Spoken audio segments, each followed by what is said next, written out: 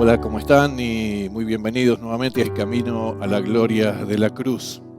Y hoy es un día, como ustedes saben, muy especial. Es precisamente el día en el cual llevaron a la muerte y muerte de cruz al Señor Jesús. El texto para este día está en el Evangelio según San Mateo, capítulo 26, versículo 47, y abarca hasta el capítulo 27, versículo 50. Léelo con detenimiento, trata de buscar los detalles, incluso consultar los otros evangelios para poder tener una idea más completa de lo que todo estuvo aconteciendo en estos días. Bueno, el día no finalizó. Estábamos hacia la medianoche y ya en los primeros minutos de este día viernes, en donde Jesús, luego de dejar el Getsemaní, sale con sus discípulos y ve en la colina antorchas, un grupo de gente desplazándose, y él ya sabía de qué se trataba, venían a arrestarlo y a buscarlo a él. Precisamente ese grupo estaba comandado por Judas. Y algunos portaban armas, lo cual también llamó la atención a Jesús y a sus discípulos, por lo cual se produjo un tiempo ahí de mucha tensión, una situación de mucha tensión. A tal punto que el apóstol Pedro toma una espada que evidentemente tendría escondida y que tendría preparada, quizás imaginando algo de lo que podría acontecer. Él intentó salir en defensa de Jesús, pero usando la violencia, y fue así que cortó la oreja a alguno de los que estaba allí tratando de arrestar a Jesús. Por supuesto, recibió la reprimenda del Señor Jesús. Este también sanó la oreja de aquel que la había perdido y lo sanó completamente. Y finalmente se entregó voluntariamente. Y esto hay que hacer una expresa mención a ello. Él mismo estaba entregando su propia vida. Él tendría poder para poder vencer a aquellos que venían a arrestarlo y poder salir indemne. Sin embargo, ya era la hora, ya era el momento, y él tenía que dar los últimos pasos para el cumplimiento de esta misión bendita que traía en el nombre de Dios. Ellos lo atan de manos y efectivamente lo llevan hacia los romanos para poder condenarlo a muerte también. Allí comienza toda una serie de supuestos juicios, todos ilegales, por supuesto, ilegítimos, y todos con ningún fundamento correcto, y ya lo vamos a ir viendo y usted lo puede ir leyendo en los pasajes. Pero este juicio tenía dos aspectos fundamentales: un aspecto eclesiástico o religioso, que básicamente era tratado por los judíos y ellos mismos podían estar resolviendo cualquier problemática al respecto. Pero había otro aspecto muy importante, que era el civil, y en este sentido solo los romanos tenían la autoridad como para poder condenar a muerte a un reo o a un acusado. En el aspecto eclesiástico hubo tres etapas. Llevaron a Jesús primeramente ante Anás. Anás era un ex sumo sacerdote, pero era suegro de Caifás, que era el actual sumo sacerdote. Así que supuestamente lo llevaron como para ganar tiempo. Ellos sabían que eso no tenía mucho sentido. Era de noche, tenían que convocar al Sanedrín, y esto implicaba reunir a unas 70 personas, incluido Caifás también. Así que mientras esto se producía, ellos lo llevaron ante Anás. Bueno, no hubo mucho allí que decir, así que luego de esto, ya como a las 3 o 4 de la mañana de ese día viernes, efectivamente el Sanedrín se había reunido. Pero no le estaba permitido reunirse de noche y mucho menos ejercitar algún tipo de sentencia sobre alguna problemática o alguna persona. Así que allí, en esas circunstancias, buscan falsos acusadores. Algunos están diciendo de las expresiones de Jesús sobre el templo y que lo iba a reedificar, y otros que pretendía ser el Mesías, etc. Y frente a esto, entonces, Caifás le pregunta directamente a Jesús: ¿qué dices acerca de estas cosas? Y él dijo: bueno, así he dicho, obviamente soy el Hijo de Dios, soy el Mesías enviado. Esto fue suficiente para que entonces tanto Caifás como todos los demás pudieran afirmar: ha blasfemado, es digno de muerte. Así que allí mismo lo abofetearon, lo escupieron, lo golpearon, lo humillaron. pero en el patio estaba una cantidad de gente esperando los resultados de este encuentro. Ellos bajan la escalera hacia esta planta baja, lo bajan a Jesús también. Y estando allí previamente, el apóstol Pedro es reconocido por alguno de los que estaba allí y señalado como uno de los discípulos de Jesús. Ante el temor y ante esta inquisición, él niega 3 veces conocer a Jesús. Inmediatamente cantó el gallo. Al menos Pedro pudo escucharlo y escuchar ese ruido terrible y tremendo que resonaría en sus oídos, porque allí mismo recordó lo que Jesús le había dicho muy pocas horas antes, pero seguramente recordó mucho más su propia respuesta: nunca te negaré, yo estoy dispuesto a ir contigo hasta la muerte. Al levantar su vista ve a Jesús bajando por las escaleras, y Jesús, aún así como estaba, debilitado, golpeado, cansado, también eleva su mirada y pone sus ojos en Pedro. Y Pedro pone sus ojos en Jesús. Seguramente ese cruce de miradas podría estar diciendo muchas cosas. Inmediatamente Pedro sale de allí y llora amargamente. Así dice el texto bíblico también. Mientras tanto, están llevando a Jesús ante el Sanedrín.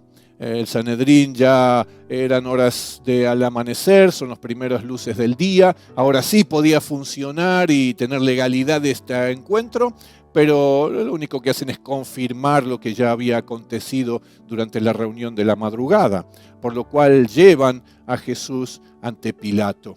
Era necesario esto, porque como habíamos dicho, los judíos no tenían la autoridad para sentenciar a muerte a nadie, por lo cual ahí iban a acusar a Jesús delante de Pilato de múltiples cosas, pero entre ellas de ser un sedicioso, de pretender ser un rey, de no honrar al César. Así que Pilato lo interroga, y inmediatamente se dio cuenta de que estaba frente a alguien inocente. En definitiva, dijo, bueno, yo no encuentro nada malo en él, no encuentro de qué acusarle. Pero los judíos estaban muy enfurecidos, muy enojados, ya no querían volver atrás, no querían ver que Jesús pudiera salir libre y continuar con su tarea, así que presionan a Pilato para que él tome una decisión. Frente a esto a Pilato se le ocurre una idea, y es que como Jesús era de Galilea y el ministerio había sido por allí también en buena parte, los envía a Herodes Antipas. Él era el procurador, era el tetrarca de Galilea y de Perea, así que lo envió a ellos para que él resolviera sobre este asunto. Precisamente Herodes estaba allí en Jerusalén por causa de la Pascua. Así que van en busca de él, le presentan a Jesús, presentan los cargos, y luego de un intercambio de preguntas y algunas respuestas, finalmente él le pone una túnica escarlata a Jesús sobre sus hombros y lo envía nuevamente a Pilato para que él termine de resolver esta situación. Una vez ya frente a Pilato, nuevamente, él se siente acorralado por los judíos que estaban furiosos y a punto de estallar en su enojo y esta búsqueda de que pudieran dar muerte a aquel que pretendía ser rey de los judíos o ser el Mesías. Él dice, no hay motivos para acusarlo y condenarlo a muerte. ¿Qué les parece si lo suelto? Porque en estas fiestas siempre soltamos a un reo, a un acusado a muerte, a un delincuente, así que ¿por qué no lo soltamos a él? Los judíos, obviamente enervados, gritaban ¡no! Y gritaban ¡crucifícale, crucifícale! Así que Pilato, frente a estas circunstancias, se sienta sobre en su estrado, y tomando un lebrillo de agua, se lava las manos delante de toda la multitud con estas palabras: pese sobre ustedes la sangre de este que es inocente, yo no tengo nada que ver.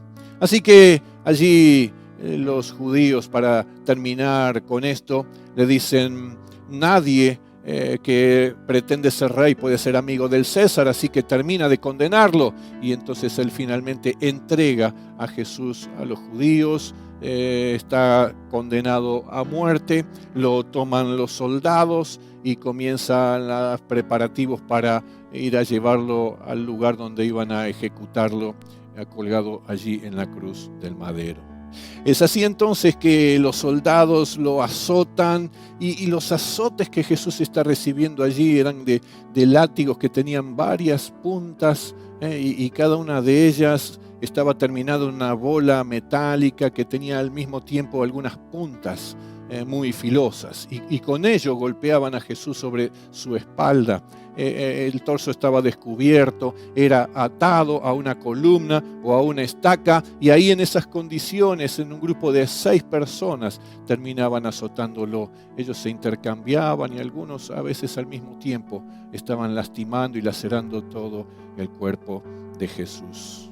Allí, sangrando, con la túnica escarlata, le colocan la corona de espinas, le ponen una caña en la mano y terminan también de burlarse de él, de golpearlo, de darle puñetazos y cachetazos, de escupirle también, y finalmente entonces es burlado diciendo: «Salve, Rey de los judíos».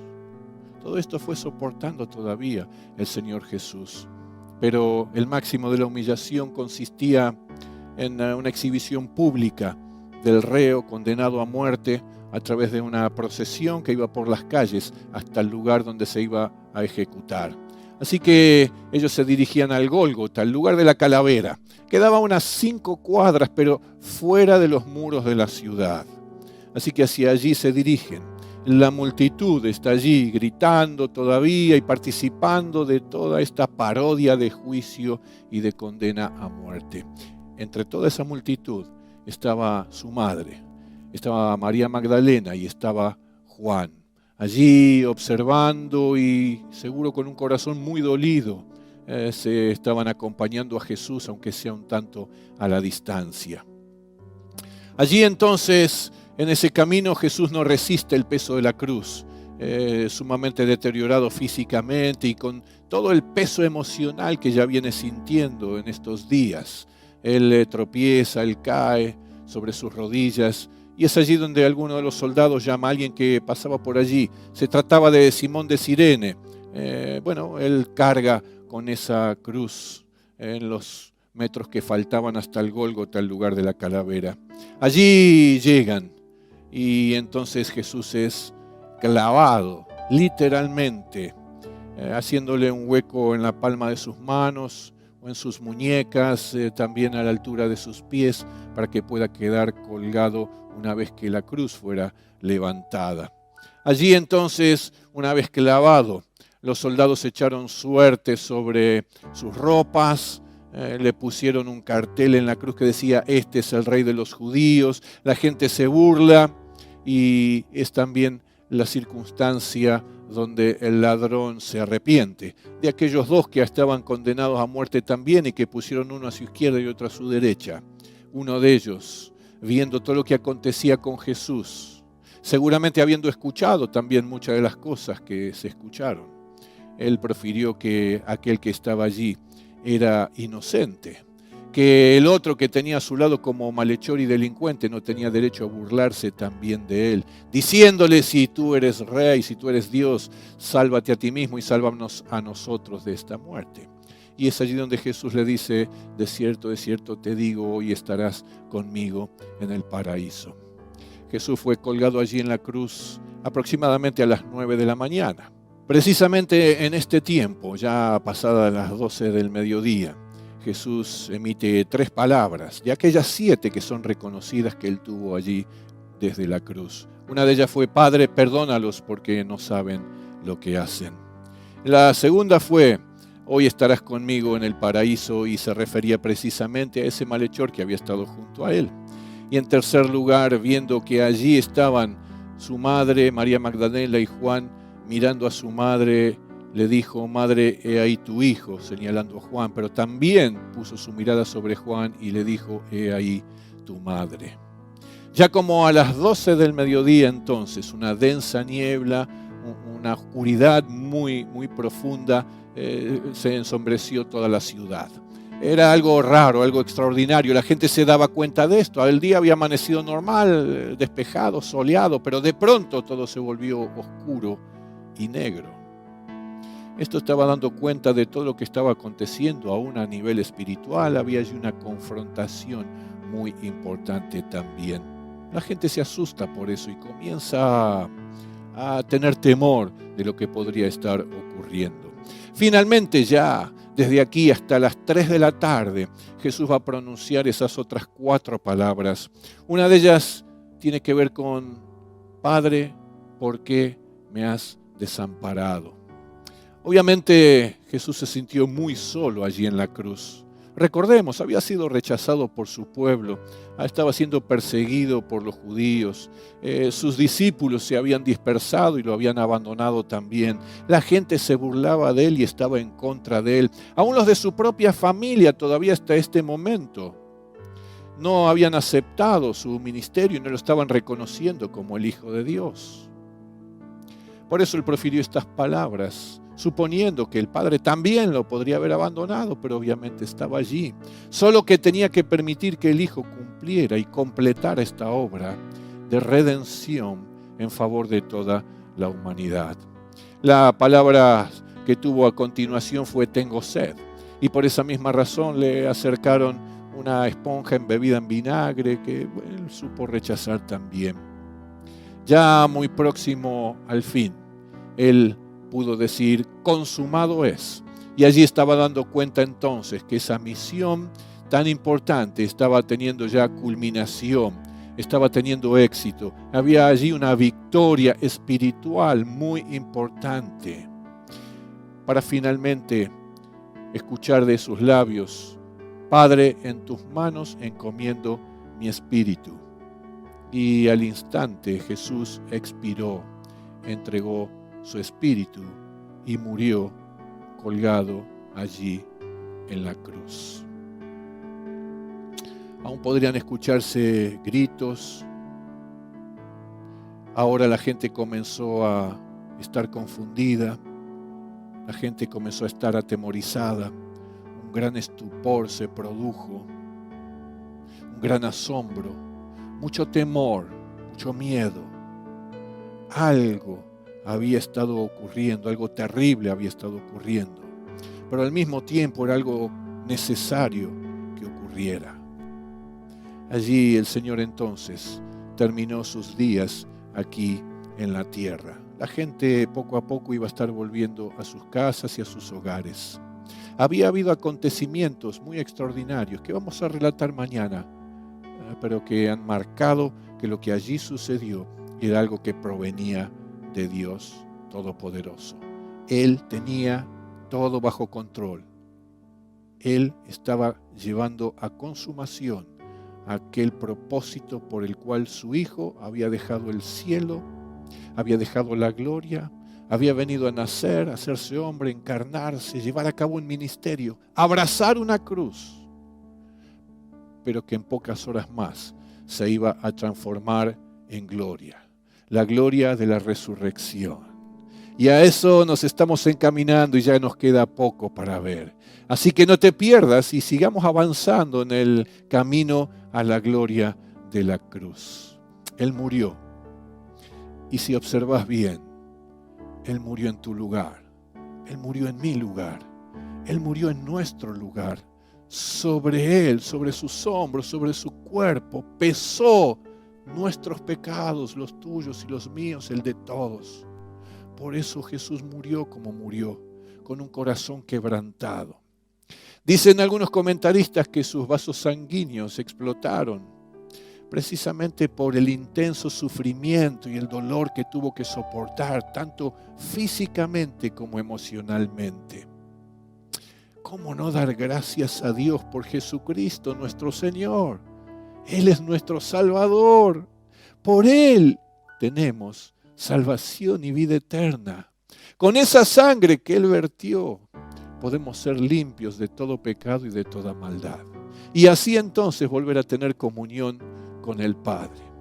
Bendito sea nuestro Señor Jesucristo. Y a Él sea siempre toda la gloria, toda la honra y todo el honor. Que en este día particular, viernes de crucifixión, Él te bendiga y te guarde.